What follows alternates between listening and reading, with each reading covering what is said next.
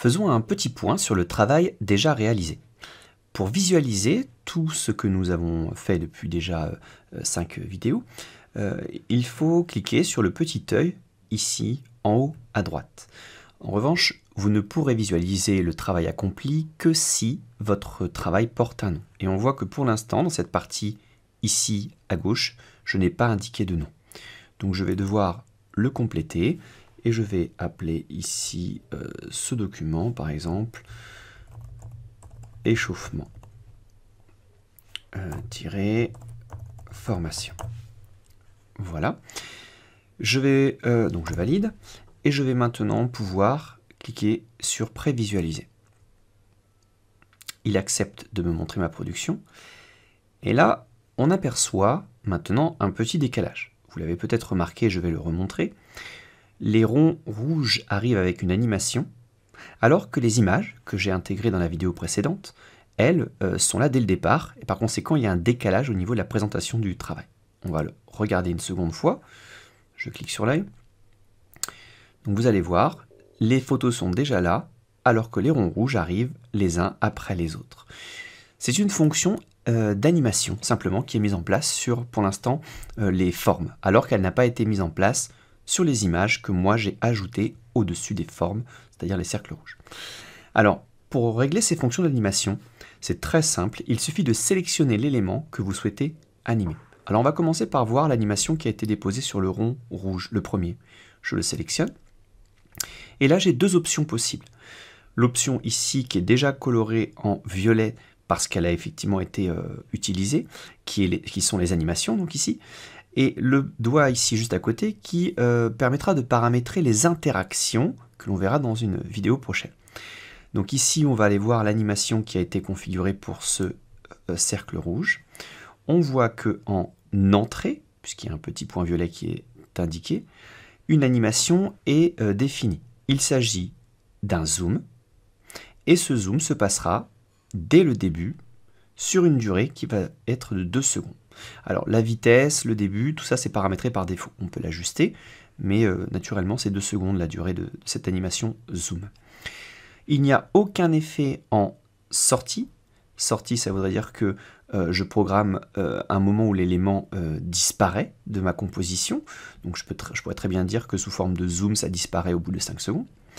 En continu, c'est en permanence, dès que cette diapositive, cette page s'ouvre, l'élément est animé en permanence. Donc on utilise par exemple cette fonctionnalité pour attirer l'attention de nos élèves sur le fait qu'il y a un bouton actif et pas une image statique. Donc si le bouton remue ou bouge, on s'aperçoit qu'effectivement ça attire plus l'attention. Et enfin, souris dessus, c'est une animation qui se déclenche uniquement lorsque la souris va passer sur l'élément. Donc ici, on a donc un zoom qui est programmé. Et sur mon image, qui est sur ce rond, je le sélectionne, on voit qu'en entrée, je n'ai rien programmé. C'est sélectionné aucun, et il n'y a aucun point violet à côté du mot entrée. Alors il me suffit de cliquer sur zoom. Et vous voyez que par défaut, il va avoir lieu dès le début et va durer 2 secondes. On va faire la même chose pour les éléments suivants. Le deuxième rond rouge, c'est un zoom également, en revanche programmé à 0,3 secondes du début. Donc je vais sélectionner mon image. Je vais définir également un zoom. Vous voyez qu'en mettant ma souris sur zoom, il me montre l'animation que cela crée. Je vois ma tête qui apparaît au fur et à mesure. Je dis zoom. Et il va falloir ici que je lui précise que cette entrée aura lieu à 0,3 secondes. Voilà. Pour l'élément suivant, dont je sélectionne ici mon rond rouge, je vais regarder l'animation qui est présente. C'est une entrée à 0,5 secondes, toujours sous forme de zoom. Alors je vais prendre donc mon image, je vais sélectionner l'animation, et je vais lui dire donc sous forme de zoom, et timing, je vais indiquer 0,5. Voilà, je valide. On va regarder l'effet que cela procure, et normalement les ronds rouges et les images devraient arriver de manière synchronisée. Je clique. On voit qu'effectivement chaque image arrive avec son rond rouge. Voilà. C'est de cette manière qu'on peut programmer des animations pour ce que l'on souhaite. Donc ici, même un titre, vous voyez, je sélectionne un titre, je peux choisir de faire une animation, par exemple, apparaître au bout de 0 5 secondes. Donc mon titre maintenant n'apparaîtrait pas dès le début, il y aura un petit effet d'animation qui va apparaître. On prévisualise. Et vous voyez que mon titre n'est pas présent et il apparaît. D'ailleurs, ça attire mon attention sur le fait que le cercle rouge qui est présent ici arrive très tard, alors que le rectangle rouge est là dès le début. Je vais donc ici supprimer l'animation du rond rouge qui est programmé.